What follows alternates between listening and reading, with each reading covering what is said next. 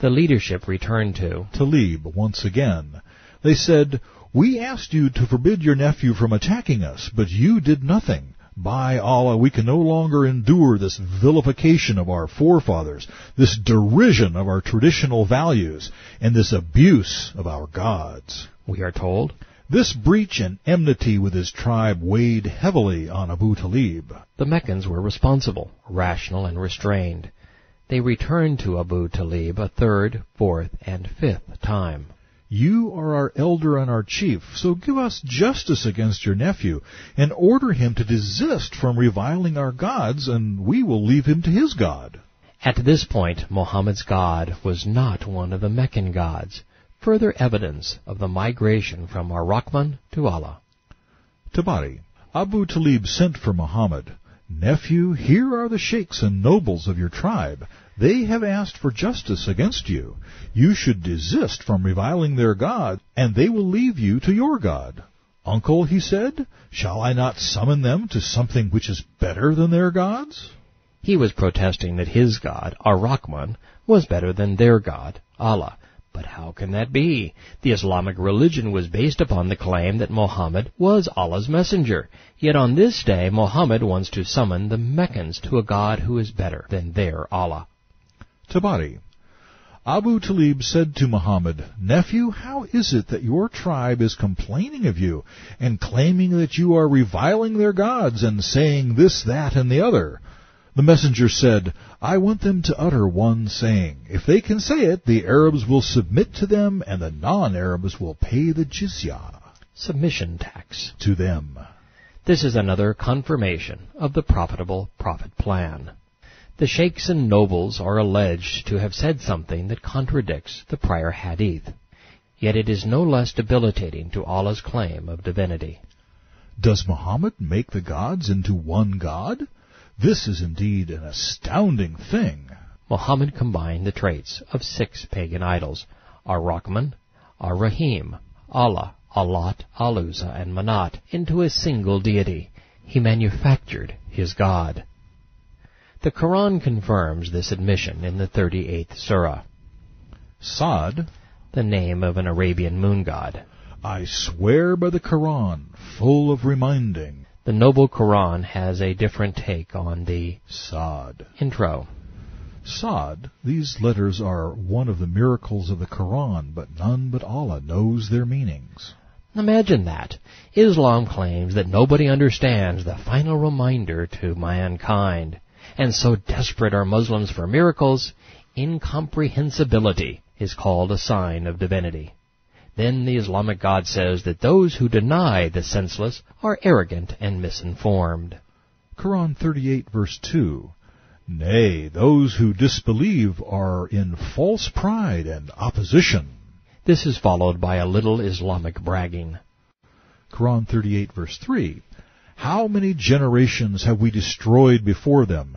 They cried out for mercy when it was too late for escape. They wonder that a warner has come to them from among themselves, and the disbelievers say, 'This Prophet Muhammad is a sorcerer, a charlatan, and a wizard telling lies. He has made the Ahila, gods, into one Ilah, God.' This is a curious and strange thing, to be sure. Their leader said, 'Walk away from him. There is surely some motive behind this, something sought after, a thing he has designed against us. It is surely a forgery.'" Those who lived with Muhammad, dealt with him, worked with him, and listened to him, knew exactly who he was. "He is a sorcerer, a charlatan, a wizard telling lies." They knew what he was doing. "He has turned our gods into a single God." And they were never in doubt as to why. "There is surely some motive behind it, something sought after." They even understood his means. "It is a forgery." The eyewitnesses to the crime are unanimous in their testimony. A fraud has been perpetrated. Their eyewitness account has been retained in the Koran.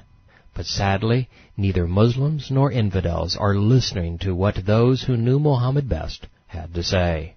And that, perhaps, is the biggest crime of all. Then, as a mafia godfather would do today, the dark spirit of Islam threatened the eyewitnesses and intimidated the jury pool. Quran 38, verse 7. We have not heard of this in the religion of later days. This is nothing but an invention. What? Has this been sent to him?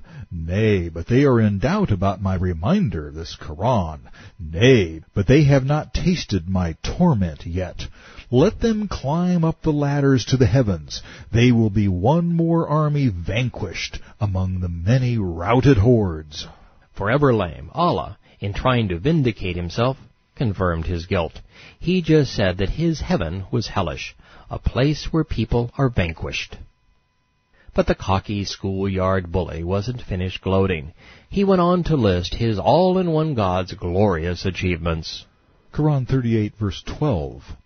Before them belied the people of Noah, Ad, Pharaoh, and the man of stakes for punishment, Thamud, the people of Lot, and the wood dwellers, such were the confederates.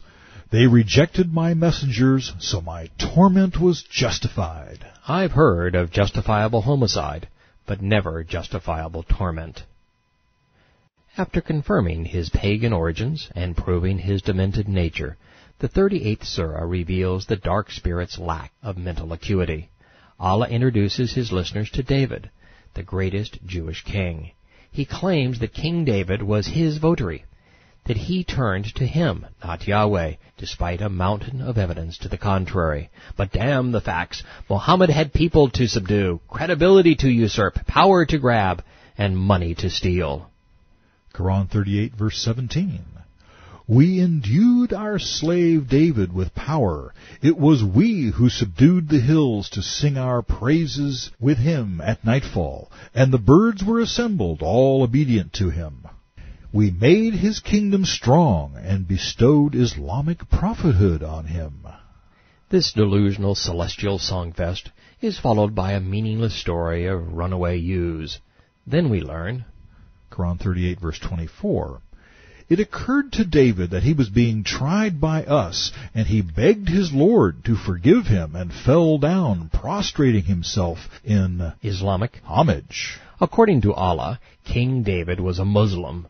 Can you imagine the conspiracy that would have had to have happened to write David's Islamic practices and devotion to Allah out of the Bible and his foe Jewishness in?